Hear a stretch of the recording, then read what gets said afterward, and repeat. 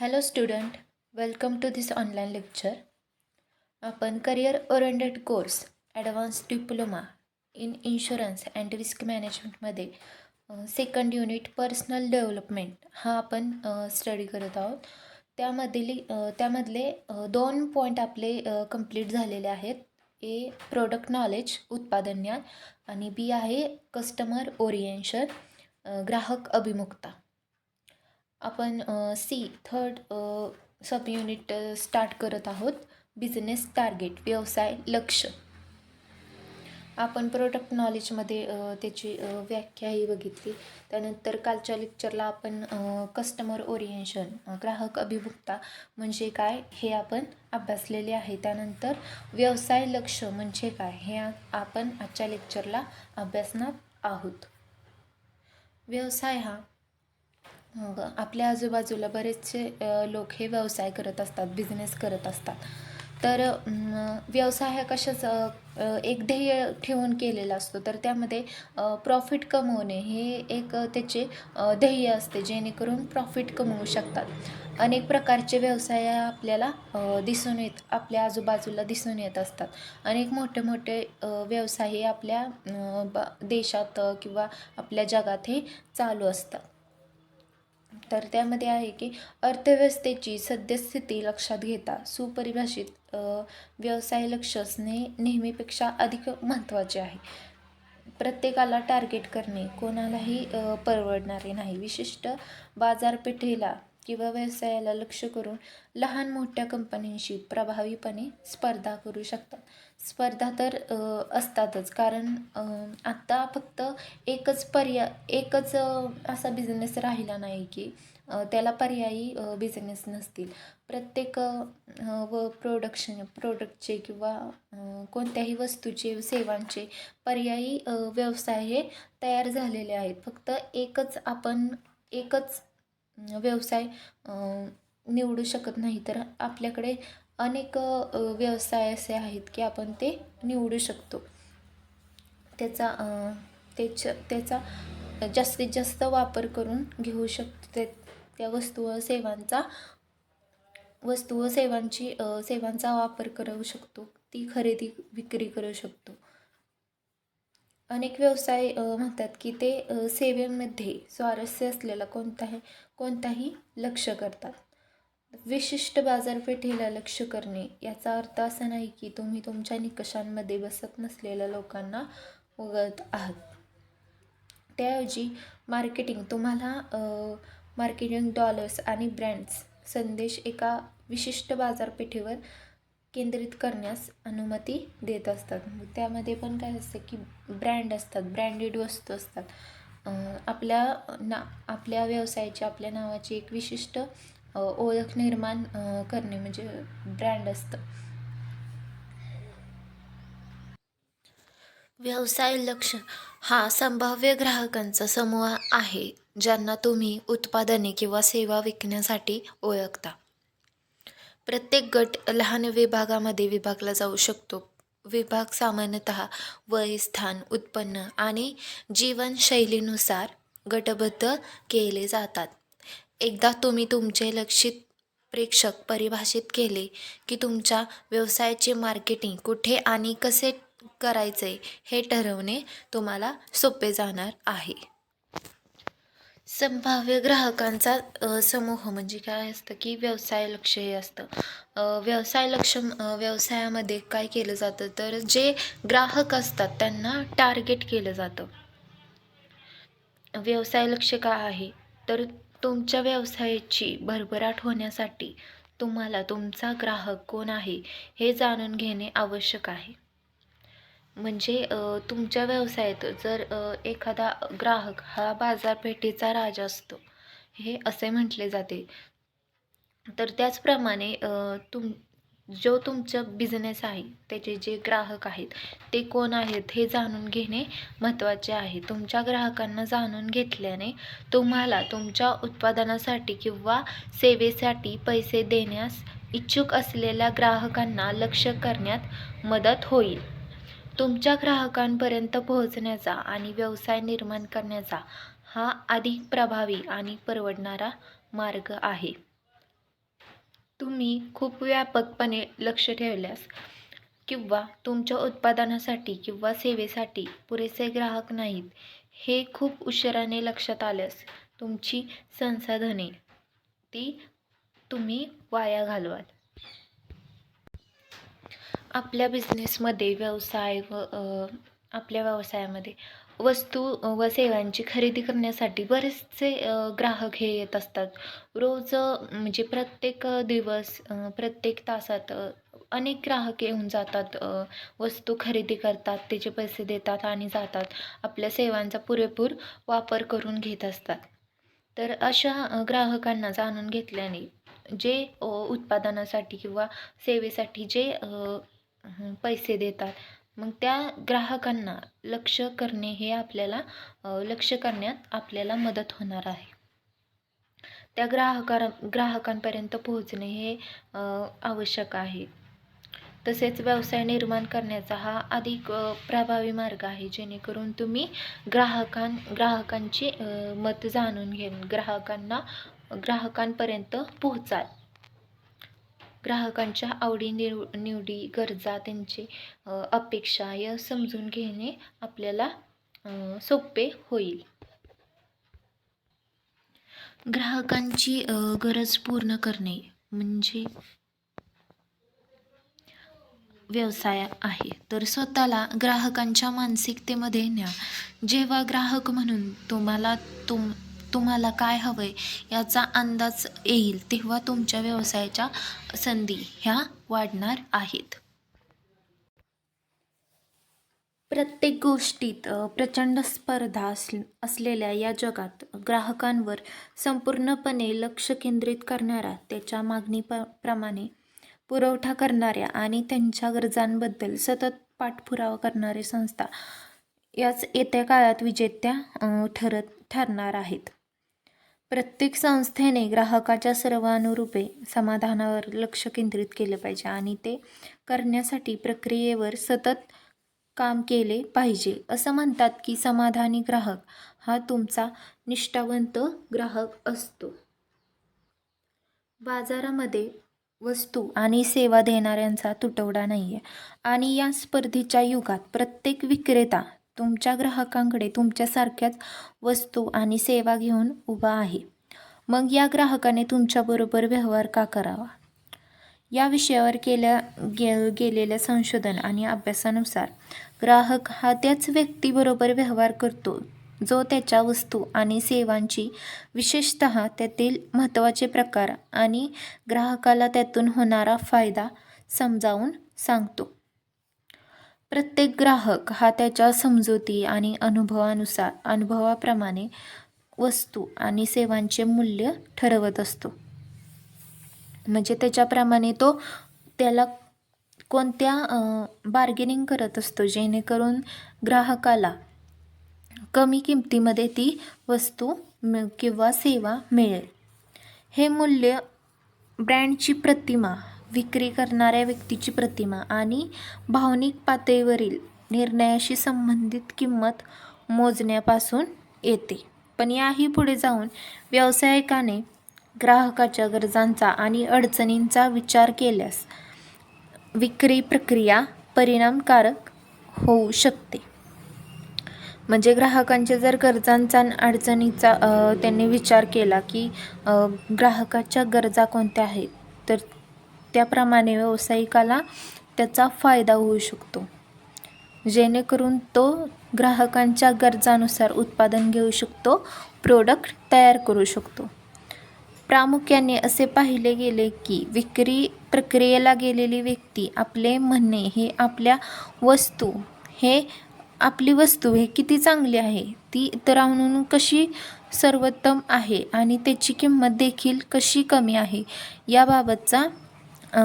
याबाबत ती सांगत असते ग्राहकांना.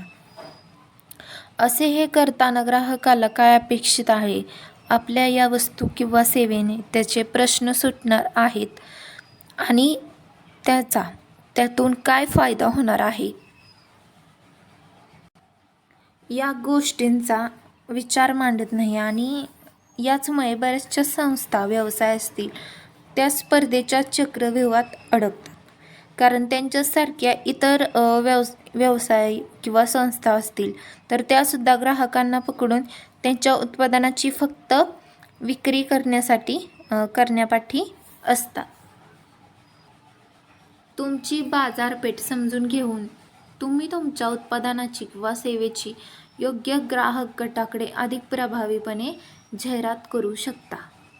तुम्हाला कळेल म्हणजे जे आपल्याकडे ग्राहक येतात त्यांच्याजवळ आपल्या उत्पादनाची आणि सेवेची माहिती द्यायची, त्यांना त्या वस्तूची ओळख करून द्यायची, जेणेकरून आणि तसेच आपल्या ॲडव्हर्टाइजमेंट करायचं, जेणेकरून जो ग्राहक आहे आपला एक संभाव्य ग्राहक आहे किंवा आपला एक चांगला ग्राहक आहे तर तो दुसऱ्या व्यक्तींना सांगू शकतो की आपल्या व्यवसायामध्ये आपल्या संस्थेमध्ये कशा प्रकारचे उत्पादन घेतले जातात, कशा प्रकारच्या सेवा दिली जातात, कर्मचारी कशा प्रकारची वागणूक करतात, यावर आपले जास्तीत जास्त ग्राहक संख्या वाढू शकते.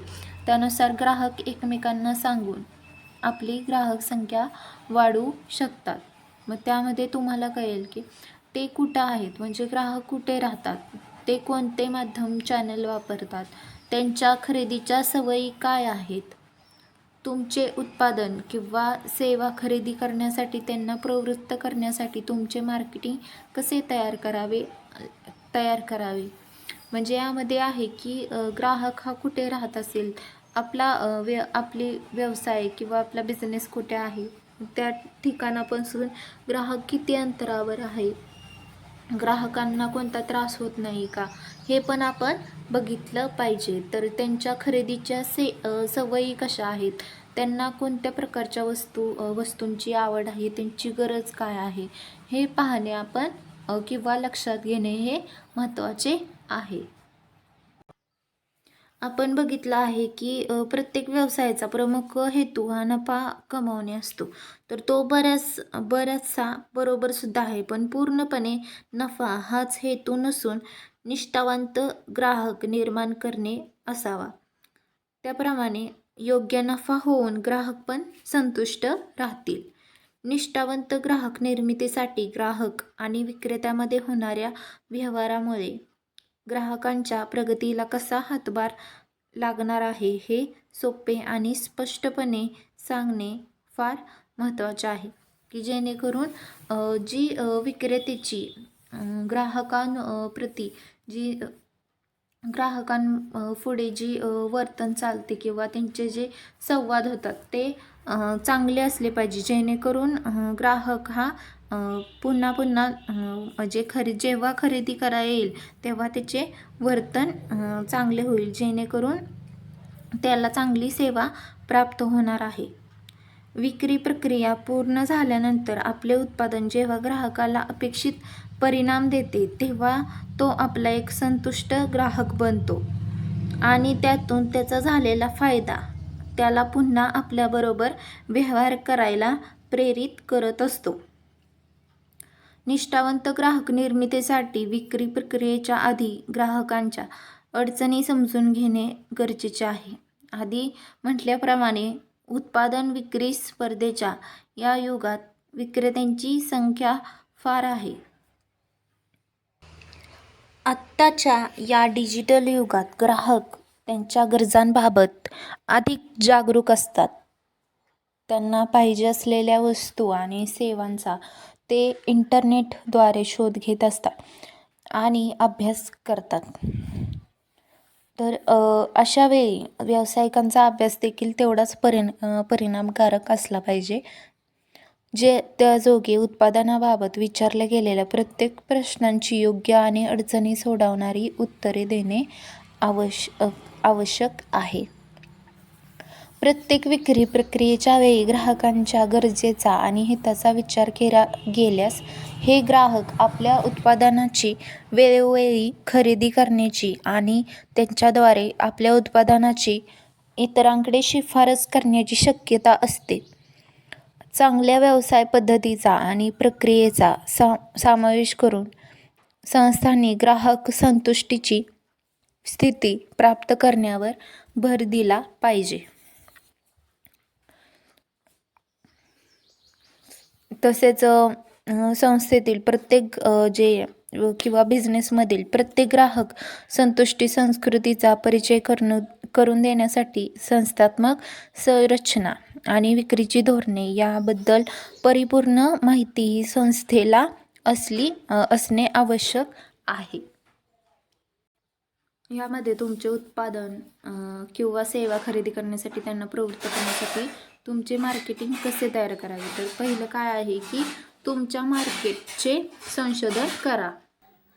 सेकंड पॉईंट आहे तुमच्या मार्केटचे विभाजन करा. तुमची बाजारपेठ पुरेशी मोठी आणि प्रवेशयोग्य असल्यास कार्य करा. नंतर समान प्राधान्ये आणि खरेदीच्या सवयी असलेल्या खरेदीदारांच्या गटामध्ये बाजाराचे विभाजन करा. उदाहरणार्थ ॲथलेटिक शू उद्योग अनेक गटांमध्ये विभागलेला आहे. प्रथम लिंगानुसार, नंतर क्रियाकलाप किंवा खेळानुसार.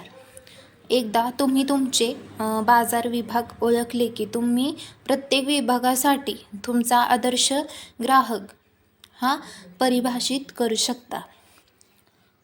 यामध्ये काय आहे की तुमची बाजारपेठ पुरेशी मोठी आणि प्रवेशयोग्य असल्यास कार्य करा.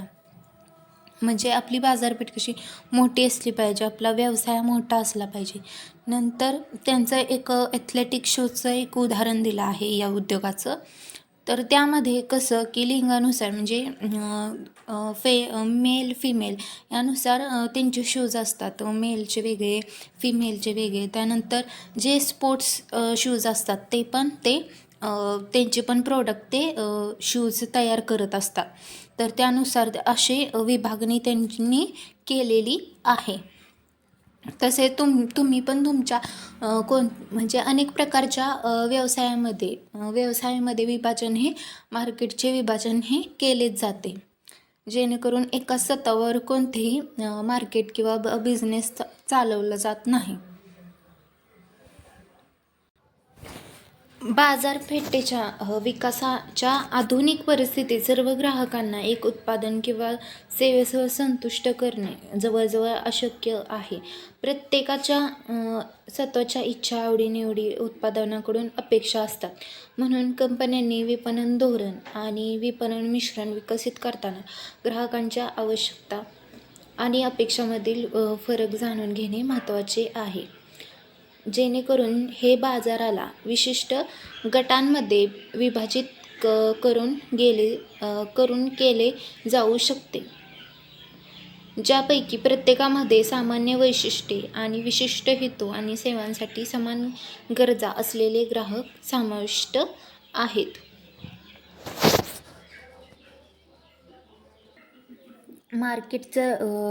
मार्केटने अनेक विभागलेले गट असतात. तर त्यामध्ये इथे दिले आहे की लिंगानुसार, नंतर क्रियाकलाप किंवा खेळानुसार, हे एका उदाहरणामध्ये दिले आहे. तर अजून दुसरे असतात. तर लोकसंख्या असते किंवा उत्पन्न असते किंवा कपडे असतील किंवा मानवी अभिरुची असतील. तर अनेक त्यामध्ये त्यांचा समावेश होत असतो. तर त्यामध्ये लोकसंख्येचं बघितलं तर लोकसंख्येचं सर्वात पारंपरिक वर्गीकरण वयानुसार होत असते. तर तुम्ही तरुण, मध्यमवयीन लोक आणि वृद्ध यांना वेगळे करू शकता किंवा तुम्ही संपूर्ण समाजाला मोठ्या संख्येने वयोगटामध्ये विघटित करू शकता. नियमानुसार वर्षानुवर्षे लोकांची प्राधान्ये त्यांच्या उत्पन्नाप्रमाणेच बदलतात. त्यामुळे बहुतेक कंपन्या प्रामुख्याने वयाप्रमाणे ग्राहक बाजाराचे विभाजन करतात. उत्पन्न असेल तर उत्पन्न हा कोणत्याही विभाजन प्रणालीचा एक महत्त्वाचा घटक आहे. जर एखाद्या व्यक्तीला थोडेसे मिळाले तर त्याला महागडी कार किंवा मौल्यवान अंगठी विकण्याचा प्रयत्न करण्यात काही अर्थ नाही. याउलट जर एखाद्या व्यक्तीने भरपूर कमाई केली तर त्याला विक्री आणि सवलतीच्या वस्तूंवर 5% सूट देऊन आकर्षित करण्याची गरज नाही. अशा लोकांना स्वस्त दागिने विकणे देखील अपयशी ठरेल. तर त्यामध्ये आहे की एखाद्या व्यक्तीचा व्यवसाय अनेकदा त्याच्या अभिरुचीनुसार ठरवतो. म्हणून विभाजनासाठी आणखी एक महत्त्वाचा सूचक म्हणजे एखाद्या व्यक्तीचे कायमस्वरूपी निवासस्थान. जर तो सुट्टीवर दुरून आला असेल तर तो अपार्टमेंट आणि स्मरणिका दुकानांच्या जमीनदारांचा संभाव्य ग्राहक आहे. परंतु एखाद्या विशिष्ट शहरात कायमस्वरूपी राहणाऱ्या व्यक्तीने या शहराच्या प्रेक्षणीय स्थळांच्या प्रतिमा असलेले फ्रीज मॅग्नेट खरेदी करण्याची शक्यता नाही. तिसरा पुढचा पॉईंट आहे तुमचे लक्षित ग्राहक परिभाषित करा. तुमचे लक्षित ग्राहक परिभाषित करण्यासाठी स्वतःला खालील प्रश्न विचारणे आवश्यक आहे. तुमचे ग्राहक कोण आहेत? तुमचे लक्षित ग्राहक पुरुष आहेत की महिला? त्यांचे वय किती आहे? ते कुठं राहतात? मग याप्रमाणे हे असतं की जेणेकरून तुमचे लक्षित ग्राहक कोण आहेत, त्यांच्या आवडीनिवडी कशा आहेत, त्यानुसार मग त्यांना प्रश्न विचारणे हे किंवा त्यांची माहिती जाणून घेणे हे महत्त्वाचे आहे. ग्राहक कोण आहे, त्यांचे प्रोफेशन काय आहे, त्यांचा व्यवसाय काय आहे, यावरून आपण त्यांच्या आवड-निवड असतील, गरजा असतील, वस्तू खरेदी करण्याची पद्धती असतील ते आपण समजून घेतले तर आपल्या व्यवसायाला त्याचा फायदा होणार आहे. जेणेकरून ते ग्राहक टिकून राहतील व आपल्याच व्यवसायातील बिझनेसमधील वस्तू हे खरेदी करतील. जेणेकरून ग्राहकांना आकर्षित करणे फक्त हीच कला नसून ग्राहकांना टिकवून ठेवणे आणि त्यांच्याशी दीर्घकालीन संबंध तयार करणे हे महत्त्वाचे आहे. ही खरी कला आहे. बऱ्याचदा व्यवसाय बिझनेस असतील तर या ग्राहकांबरोबर त्यांच्या मते उत्तम व्यवहार करून सुद्धा ग्राहकांनी पुढील गरजेवेळी आपला विचार न करणे यामुळे व्यथित असतात. यामागील कारण ओळखण्याची त्या व्यवसायाला कठोर परिश्रम करण्याची गरज असते. आपल्याला आपल्या ग्राहकाची काळजी आहे आणि आपल्या कामाद्वारे त्याच्या प्रगतीमध्ये हातभार लागणार आहे याची वेळोवेळी खबरदारी घ्यावी लागते. निष्ठावंत ग्राहक बनवण्यासाठी ग्राहकांच्या प्रगतीचा विचार करून आपल्या उत्पन्नाबद्दल, कामाबद्दल सकारात्मकता निर्माण करावी लागते. म्हणजे असं आहे की एखाद्या ग्राहकाला आपली सेवा किंवा आपली वस्तू ही आवडत नाही किंवा त्याला उपयोग होत नाही तर त्यानुसार पण संस्थेने त्याकडे लक्ष दिलं पाहिजे की आपली सेवा पुरेपूर पडते की नाही किंवा कर्मचाऱ्यांची वागणूक असेल ग्राहकांबद्दल. प्रत्येक कर्मचारी हे एकसारखे नसतात. मग त्यानुसार एखाद्या कर्मचाऱ्याकडून ग्राहकाशी योग्य वर्तणूक नाही झालं तर त्याचा पाठपुरावा करणे, त्याचा योग्य विश्लेषण करणे हे महत्त्वाचे आहे. जेणेकरून पुढच्या वेळेस कोणतीही आपल्याकडून चूक होणार नाही. ग्राहकाला चांगली सेवा देणे हे महत्त्वाचे आहे हे जाणून घेणे आवश्यक आहे संस्थेसाठी. जेणेकरून संस्थेचा किंवा व्यवसायाचा आपल्या त्यामुळे फायदा होणार आहे. जेणेकरून जे ग्राहक आहेत ते टिकून राहतील. असे आपण 3 पॉईंट बघितले. तुमच्या मार्केटचे संशोधन करा, त्यानंतर तुमच्या मार्केटचे विभाजन करा, तुमचे लक्षित ग्राहक परिभाषित करा. पुढचा पॉईंट आहे आपला ग्राहकांच्या आवडी आणि खरेदीच्या सवयी. ग्राहकाला खरेदी करण्यास काय प्रवृत्त करते? तुमच्या ग्राहकांच्या सामान्य आवडी काय आहेत? खरेदीचे निर्णय कोण घेते? ते किती वेळा उत्पादन खरेदी करतात? ते ऑनलाईन खरेदी करतात किंवा ते खरेदी करण्यापूर्वी त्यांचे उत्पादन पाहण्यास प्राधान्य देतात? त्यांना खरेदीचा निर्णय घेण्यासाठी किती वेळ लागतो? तुमचे लक्ष माहितीसाठी कोणत्या माध्यमांवर अवलंबून आहेत? असे अनेक प्रश्न याद्वारे विचारले जाऊ शकतात की ग्राहकांच्या आवडी आणि खरेदीच्या सवयी.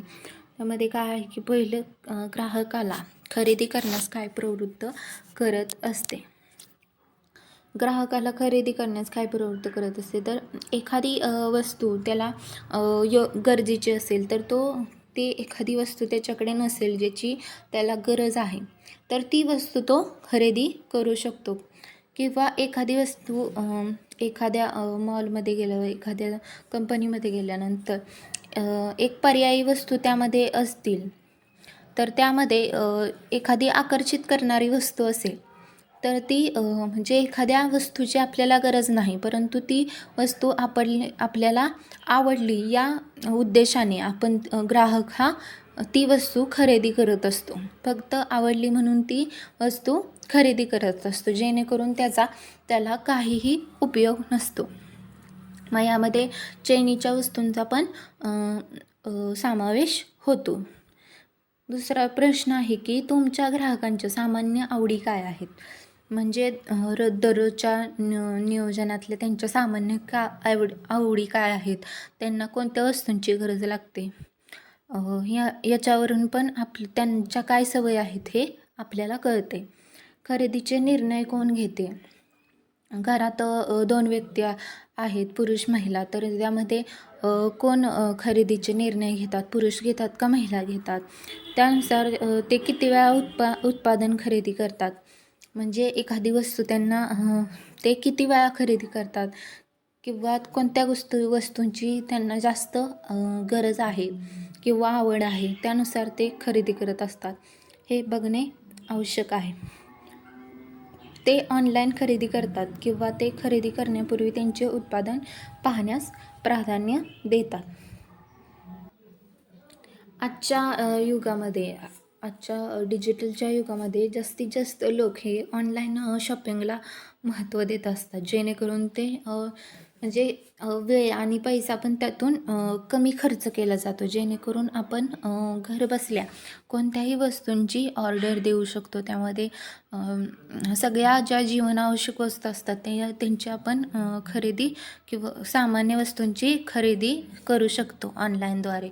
मग त्याद्वारे जास्तीत जास्त लोक हे ऑनलाईन शॉपिंगला प्राधान्य देत असतात, तर त्यातून ते खरेदी करण्यापूर्वी त्यांचे उत्पादन पाहण्यास प्राधान्य देतात का, याकडे पण आपले लक्ष पाहिजे. त्यांना खरेदीचा निर्णय घेण्यासाठी किती वेळ लागतो? म्हणजे एखादी वस्तू खरेदी करायची आहे की नाही, ती एखादी वस्तू आपल्याला गरजेची आहे की नाही हे निर्णय घेतले जातात, जेणेकरून खरेदी करायची नाही किंवा त्याची किंमत किती आहे त्यावरून पण ग्राहकांना अनेक प्रश्न पडत असतात, जेणेकरून त्यांना ते निर्णय घेण्यास म्हणजे खरेदीचा निर्णय घेण्यास किती वेळ लागतो हे पण आपण बघितलं पाहिजे. तुमचे लक्ष माहितीसाठी कोणत्या माध्यमाच्या माध्यमावर अवलंबून आहे? म्हणजे तुम्ही कोणत्या प्रकारचे माध्यम वापरता हे पण लक्षात घेणे आवश्यक आहे. खरेदी करण्यासाठी ते किती दूर प्रवास करतात? म्हणजे एखादी व्यवसाय असेल तर तिथून जे ग्राहकां जिथे राहतात तिथून त्यांना किती वेळ लागतो, किती प्रवास त्यांना करावा लागतो, दूर असेल तर दूर किंवा जवळ असेल तर किती वेळ लागतो हे पण बघणे आवश्यक आहे. ते इतर कोणती उत्पादने खरेदी करत असतात? म्हणजे आपल्या कंपनीमधून एखादी वस्तू ते खरेदी करून जात असतील, तर ते दुसऱ्या कंपनीमध्ये किंवा दुसरीकडे ते कोणती उत्पादने खरेदी करतात किंवा त्यांना कोणत्या उत्पादनाची म्हणजे आपल्या कंपनीत त्यांना ते उत्पादन भेटत नाही आणि ते दुसरीकडे जाऊन ती खरेदी करतात, याची चौकशी केली पाहिजे. मग तुमचे उत्पादन आणि सेवा त्यांच्या जीवनशैलीत कशी बसेल आणि त्यांच्या गरजा कशा पूर्ण करतात हे स्पष्ट करण्यासाठी तुमच्या विपणन प्रयत्नांना लक्ष करा. तर यामध्ये काय होईल की जर त्यांच्या आवडी त्यांच्या म्हणजे खरेदी करण्याची प्रवृत्ती म्हणजे कोणत्या गोष्टी प्रवृत्त करतात किंवा त्यांच्या सामान्य आवडी काय आहेत, खरेदीचे निर्णय कोण घेतं, ते किती वेळा उत्पादन खरेदी करतात किंवा ऑनलाईन खरेदी करतात का स्वतः जाऊन कंपनीमध्ये खरेदी करतात किंवा त्यांना किती वेळ लागतो खरेदीचा निर्णय घेण्यासाठी, तसेच ते कोणत्या माध्यमावर अवलंबून आहेत, तसेच त्यांना किती दूर प्रवास करावा लागतो किंवा ती इतर कोणती उत्पादने खरेदी करतात. तर त्यानुसार त्यांच्या ज्या उत्पादन आणि सेवा आहेत त्यांचा आपल्याला अंदाज येणार आहे. जेणेकरून त्या वस्तूचे आपण उत्पादन घेऊ शकतो. त्यांना आवडणाऱ्या त्या वस्तू किंवा उत्पादन असतील त्यांची सेवा उपलब्ध करून आपण देऊ शकतो. आपल्या व्यवसायामध्ये त्यानुसार आपण बदल घडवू शकतो. असे हे पॉईंट आहेत व्यवसाय लक्षमधील. त्यासाठी व्यवसाय लक्ष ठेवणे हे महत्त्वाचे आहे, जेणेकरून आपल्या व्यवसायामध्ये वृद्धी होईल, आपल्या व्यवसायाचा विकास होईल. आजच्या लेक्चरमध्ये हा पॉईंट व्यवसाय लक्ष बिझनेस टार्गेट हा पॉईंट कंप्लीट झालेला आहे. नेक्स्ट पॉईंट हा आपण नेक्स्ट लेक्चरला स्टार्ट करूयात. Thanks all of you.